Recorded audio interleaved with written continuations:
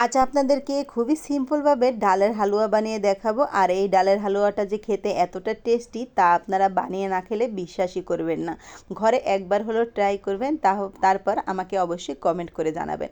আসসালামু আলাইকুম, আপনারা সবাই কেমন আছেন? আশা করি যে যেখানে আছেন সকলেই ভালো আছেন। আরও একটা নতুন ভিডিওতে আপনাদের সকলকে স্বাগতম। এই যে দেখুন, এখন কিন্তু শবে বরাত চলে গেছে। এই ভিডিওটা কিন্তু শবে বরাতের দিন করা, আর আজকে আপনাদের সাথে শেয়ার করছি। প্রথমে এখানে আমি হাফ কেজি পরিমাণ বুটের ডাল নিয়েছি। এটা কিন্তু আস্ত বুটের ডালটা দিয়ে করলেই কিন্তু খুব ভালো হয়। তারপর ভালো করে বুটের ডালটা ধুয়ে পরিষ্কার করে নিলাম। তারপর সারা রাতের জন্য ভিজে দিয়ে রেখে দিলাম। কমপক্ষে আপনারা 4-5 ঘন্টা এটা ভিজিয়ে রাখবেন। এই যে দেখুন, আমি কিন্তু ভিজিয়ে রেখে দিয়েছিলাম। তারপর ভালো করে কিন্তু এটা ভেজে গেছে। চুলার ভিতরে একটা কড়াই বসিয়ে দিয়ে এখানে আমি পরিমাণ মতন পানি দিলাম। এটা যেহেতু সারা রাত ভিজছে, পানির পরিমাণটা কিন্তু খুবই কম দিতে হবে। তারপর এখানে দারচিনি আর এলাচ দিয়ে দিলাম ফ্লেভারের জন্য। তারপর চুলার আঁচটা মিডিয়াম করে আমি কিন্তু 20 মিনিটের মধ্যে রেখে দিয়েছি। 20 মিনিট পর দেখি খুব ভালো করেই কিন্তু ডালটা সেদ্ধ হয়ে গেছে। এই সেদ্ধ করার সময় আপনারা পানিটা না দিয়ে দুধও কিন্তু দিতে পারেন। আমি কিন্তু পানির ভিতরে দিয়ে কিন্তু সেদ্ধ করে নিয়েছি। তারপর একটা ব্লেন্ডার জাগে করে ভালো করে এটাকে ব্লেন্ড করে নিলাম। এটার ভিতরে কিন্তু বেশি একটা পানি দেওয়া যাবে না। এই যে দেখুন, আমি যেরকম একটু ভিজা ভিজা রাখছিলাম, তারপর ভালো করে ব্লেন্ড করে নিলাম। আপনারা চাইলে এটা কিন্তু শিলপাটায় করে নিতে পারেন।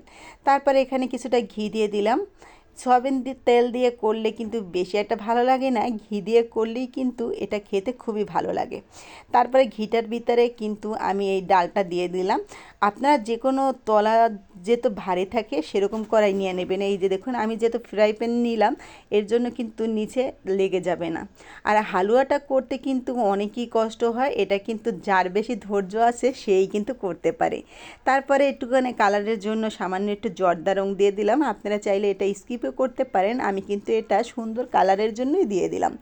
আরও কিছুক্ষণ ভেজে নিলাম। ভাজতে ভাজতে আমার হাতটা কিন্তু একদম ব্যথা হয়ে গেছে। তারপরে যেহেতু ফ্রাই প্যানে নিয়েছি, তার জন্য কিন্তু খুব সুন্দর করেই এটা তো উঠে যাচ্ছে। তারপরে এখানে আমি চিনি দিয়ে দিয়েছি। আমি কিন্তু চিনির মাপটা আপনাদেরকে বললাম না। কিসের জন্য? চিনিটা কিন্তু যার যার স্বাদ অনুযায়ী, যে মিষ্টি বেশি খেতে পছন্দ করে সে কিন্তু বেশি দিবে, আর যে মিষ্টি কম খেতে পছন্দ করে সে কিন্তু কম দেবে। আমি কিন্তু মিষ্টির পরিমাণটা খুবই বেশি খাই, তার জন্য কিন্তু এখানে পরিমাণ চিনিটা খুবই বেশি দিয়েছি। তারপরে আবার কিন্তু নাড়াচাড়া দিয়ে দিলাম। আর এটা নাড়তে নাড়তে কিন্তু হাতটা একদম ব্যথা হয়ে যায়। কিছুক্ষণ পর পর কিন্তু আমি রেখে দিয়েছি। তারপরে দেখি এটা কিন্তু হয়ে আসছে, কালারটা একদম চেঞ্জ হয়ে আসছে। এখন কিন্তু আমি এখানে এই যে গুঁড়ো দুধ দিয়ে দিলাম। এই যে দেখুন, গুঁড়ো দুধটা দিলে এই হালুয়াটা খেতে আরও বেশি ভালো লাগে।